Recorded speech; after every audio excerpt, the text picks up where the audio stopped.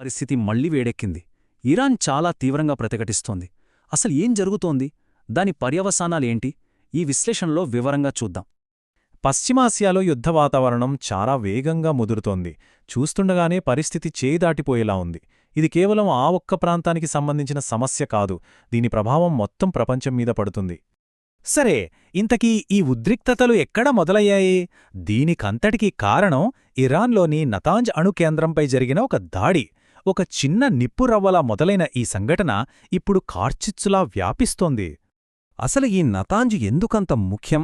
ఇది సాధారణ కేంద్రం కాదు. ఇరాన్ అణు కార్యక్రమానికి గుండెకాయలాంటిదనమాట. అత్యంత కీలకమైన యురేనియం శుద్ధి జరిగేది ఇక్కడే. అందుకే దానిమీద దాడి జరగడం ఈ మొత్తం గొడవకు నాంది పలికింది. కీలకమైన కేంద్రంపై దాడి జరిగితే ఇరాన్ ఊరికే ఉంటుందా? అస్సలుండలేదు. చాలా తీవ్రంగా స్పందించింది. ఇక్కడి నుంచి అసలు కథ మొదలైంది. ఇరాన్ ప్రతీకారం ఊహించిన దానికంటే చాలా తీవ్రంగా ఉంది. వాళ్ళు ఒక్కచోట ఆగలేదు. ఒకేసారి 3 వైపుల నుంచి దాడులు చేశారు. ఇజ్రాయెల్లోని అణు పరిశోధన కేంద్రాన్ని టార్గెట్ చేశారు. ఇరాక్లో ఉన్న అమెరికా సైనిక స్థావరాలపై దాడి చేశారు.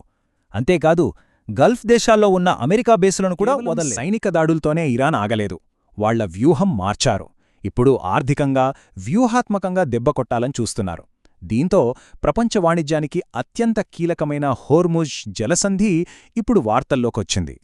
అయితే ఈ హోర్ముజ్ జలసంధి గురించి ఇరాన్ చేసిన ఆ ప్రకటన ఏంటి? దానివల్ల ఆ ప్రాంతంపై, ఇంకా ప్రపంచ వాణిజ్యంపై ఎలాంటి ప్రభావం పడబోతోంది? ఇరాన్ చాలా స్పష్టంగా చెప్పేసింది, ఈ జలసంధిని తమ శత్రుదేశాలకు తప్ప మిగతా అన్ని దేశాలకు తెరిచే ఉంచుతామని ప్రకటించింది. ఇది ప్రత్యర్థులకు వాళ్లు పంపిన ఒక స్ట్రాంగ్ ఎకనామిక్ వార్నింగ్ అన్నమాట. కాని ఇరాన్ హెచ్చరికలు ఇక్కడితో ఆగలేదు. ఇంకా ముదురై టెహ్రాన్ ఇంకో మాట కూడా చెప్పింది. ఒకవేళ అమెరికా తమ పవర్ గ్రిడ్ను టార్గెట్ చేస్తే తాము మిడిల్ ఈస్ట్ మొత్తం మీద ఉన్న ఇంధనం, నీరు, ఇతర కీలకమైన సదుపాయాలపై దాడి చేస్తామని గట్టిగా హెచ్చరించింది. అంటే పరిస్థితి ఎంత సీరియస్గా ఉందో అర్థం చేసుకోవచ్చు. దాడులు ప్రతిదాడులు ఒకవైపు నడుస్తుంటే మరోవైపు మాటల యుద్ధం మొదలయింది. ప్రపంచ నాయకులు చేసిన ప్రకటనలు ఈ మంటలకు మరింత ఆజ్యం పోశాయి. దీంతో చర్చల ద్వారా పరిష్కరించుకునే అవకాశాలు ఇంకా సంక్లిష్టంగా మారాయి.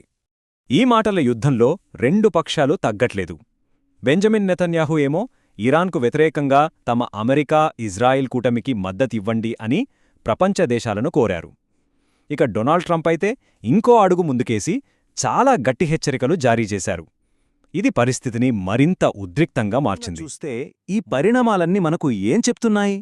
దాడులు, ప్రతిదాడులు, హెచ్చరికల తర్వాత పరిస్థితి ఇప్పుడు చాలా ప్రమాదకరంగా, అనిశ్చితంగా తయారైంది. నిజానికి ఇప్పుడక్కడ పరిస్థితి ఎలా ఉందంటే, ఏ క్షణంలో ఏం జరుగుతుందో చెప్పలేని పరిస్థితి. ఒక చిన్న పొరపాటు జరిగినా అది పెద్ద యుద్ధానికి దారితీయొచ్చు. ఈ ఉద్రిక్తతలు ఎలా పెరిగాయో ఒక్కసారి చూద్దాం. మొదట నతాంజ్పై దాడి జరిగింది. దానికి ప్రతిగా ఇరాన్ భారీగా దాడులు చేసింది. ఆ తర్వాత ప్రపంచ నాయకుల హెచ్చరికలు వచ్చాయి. చివరికి ఒకరి మౌలిక సదుపాయాలను ఒకరు నాశనం చేసుకుంటామనే బెదిరింపుల వరకు వెళ్ళింది. ఇదంతా ఒకదానికొకటి ముడిపడి ఉన్న గొలుసుకట్టు చర్యలా కనిపిస్తుంది. ఈ ప్రతీకార చర్యల చక్రం ఆగకుండా తిరుగుతూనే ఉంది. మరి ఈ అనిశ్చిత పరిస్థితుల్లో తరువాత ఏం జరగబోతోంది? శాంతి దిశగా అడుగులు పడతాయా, లేక యుద్ధమే తప్పదా? ఈ ప్రశ్నేప్పుడు అందర్నీ తొలిచేస్తోంది.